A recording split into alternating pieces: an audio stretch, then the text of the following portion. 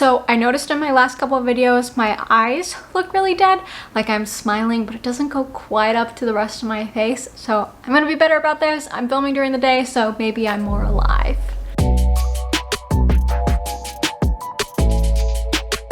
Hi everyone, and welcome back to Big City B. I'm B for those of you who are just joining me for the first time. Today's book review is going to be Something in the Water by Catherine Steadman. Okay, the basics for this book. The genre is going to be thriller mystery, and make sure you check out down below in the description for any trigger warnings. Here is your summary. Erin is a documentary maker on the brink of a professional breakthrough. Mark, a handsome investment banker with big plans. While scuba diving on their honeymoon in Bora Bora, they find something in the water. Now the couples must make a dangerous choice, to speak out or protect their secret. Your characters for this book. For track 1, we have Erin Locke and Mark Roberts. For track 2, we have Holly Byford, Alexa Fuller, and Eddie Bishop. Jumping right into things that I liked about this book. The first thing that I liked about this book was the element of the documentary that connected all of the characters. I thought this was an interesting idea and I was excited about it to see where it was gonna go. The second thing that I liked was all of the little scenes that showed us how the rich just bypass all the rules all the time because they're so rich they can do that.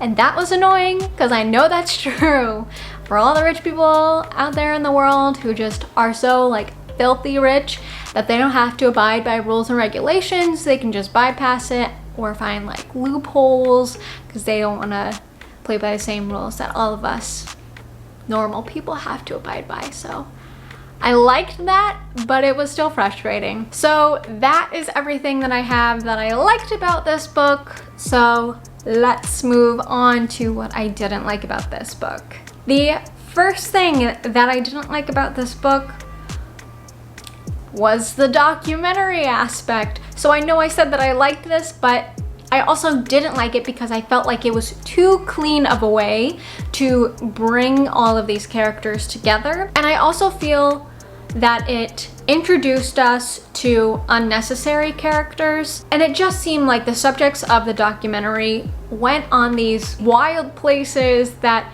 didn't end up really adding to the book at all. It was like we were forced to have a relationship with them even though they didn't add to the main plot line at all. The second thing that I didn't like was Erin, the main character. I usually don't like weak women in my stories. I usually don't like, am I gonna get in trouble for saying this? I usually don't like weak women in my real life. I feel like women need to be strong. And there are different ways of showing that, but in this book, I just felt like Erin was so weak and couldn't make a decision on anything. And it was frustrating because the author in the very beginning sets up Erin in a certain way where it seems like she might have, what's the difference between a psychopath and a sociopath? Pause while I find out the difference between a psychopath and a sociopath. Okay, so I'm back from looking up what the difference between a psychopath and a sociopath is, and I read that there is no clinical difference between a psychopath and a sociopath, but sociopaths are more prone to agitation and emotional outbursts versus psychopaths, which are more likely to lead a normal life and be more manipulative.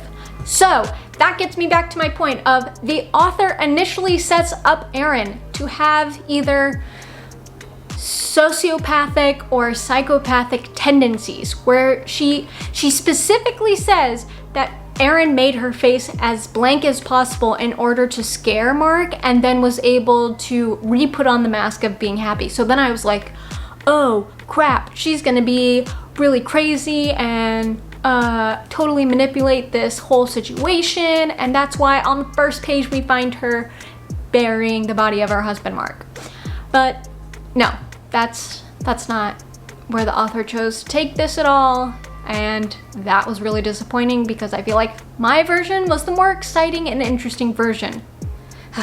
The third and final thing that I didn't like about this book was that the book dragged for me. There was not enough conflict or action or just general sense of movement within the book that made me want to keep reading. I stopped reading this book so many times. Firstly, I picked up this book because it was part of our work book club pick for the month of May, and I know I was really behind on reading it, but I did end up finishing it, but it took me so freaking long because I just did not care.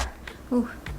I did not care about anything that was gonna happen in this story, and it was very annoying to me. Okay, since I didn't have a whole lot of things that I liked about this book, let's go on over to Goodreads takes and see what they had to say.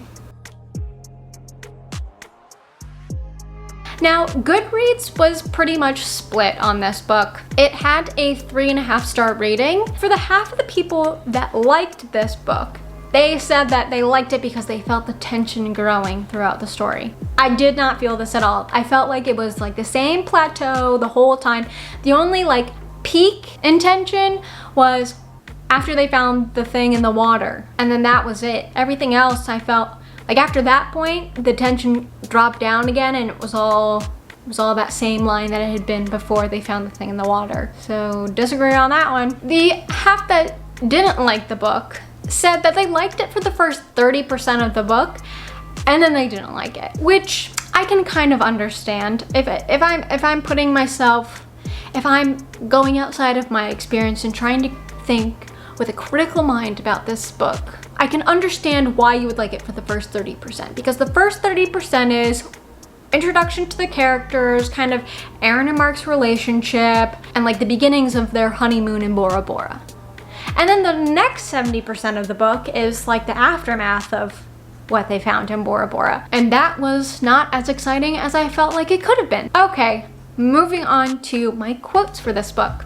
I only have 2 quotes, so it's gonna be a short one. The first quote for this book: sometimes you're the lamppost and sometimes you're the dog. I like this quote because I thought the imagery was funny of it, of sometimes you're the dog peeing on the lamppost and sometimes you're the lamppost being peed on, which is true in life. You're not always the dog, unless you're a psychopath and you're manipulating the situation, so then in that case you are always the dog peeing on the lamppost. Quote number 2: being rich doesn't mean having money to buy nice things. It means having money to avoid the rules. I hate that this quote is even remotely true. Finally, would I recommend this book? No. No, I would not. This isn't the worst book that I've ever read, but it's definitely not good enough for me to recommend it to you. I think this book was bad for a combination of reasons. One, I was just in a weird kind of funky headspace, and I don't think I was really in a mood for a thriller mystery. 2, I don't think the story was interesting enough. For a thriller, I want to be thrilled. For a mystery, I want to be mystified. And this book did neither of those things. I could call out every single thing that Erin was gonna do, and they were all so freaking stupid. She made so many dumb decisions. It was unbelievable. And I hated this because it puts documentary makers in like a negative light.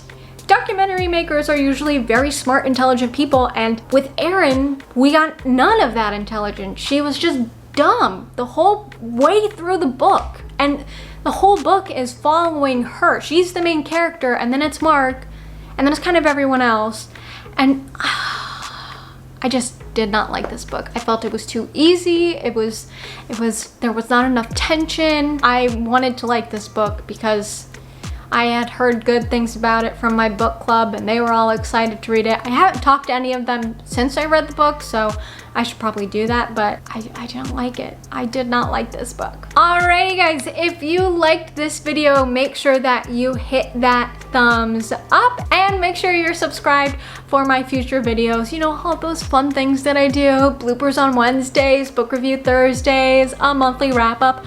Who knows, I might be in the works of doing more videos for you guys. So be on the lookout for that. I could also really use recommendations of a good thriller because I have been on such a bad thriller streak. So go ahead and drop a comment down below of some good thriller recommendations that you have for me. Alrighty guys, that's all I have for you. All the best always. Bye!